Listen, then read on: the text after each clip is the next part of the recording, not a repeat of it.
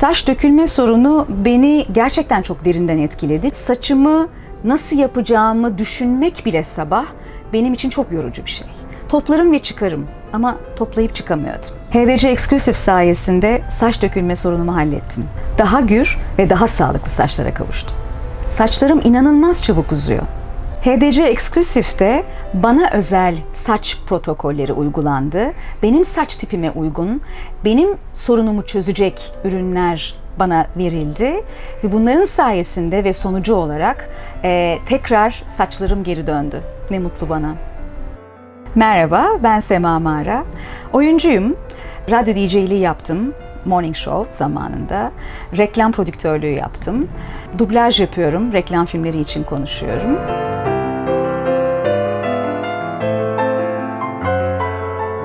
HDC Exclusive'e ilk geldiğimde aynı yüzümüz gibi saçımızın altının da görüntülendiğini bana söylediler. Bir scan etme, yani görüntüleme sistemiyle saç derimin altına baktılar ve burada çok ciddi bir yağlanma olduğunu fark ettik. Geri gelmeyecek saçlar olabileceğini söylediler. Bunu da görüntülemek gerektiğini anlattılar.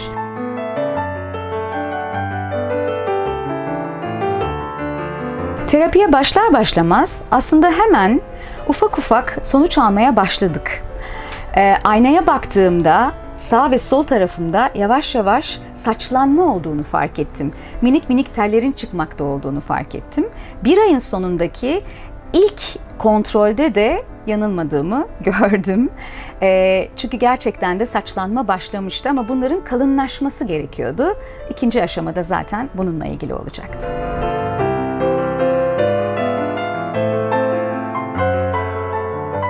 Ürünlerim zaten bende de olduğu için o ürünleri aynen uygulamaya devam ettim. Sanki buraya geliyormuş gibi. Haftada 2 kere aynı uygulamayı evde yapmaya devam ettim.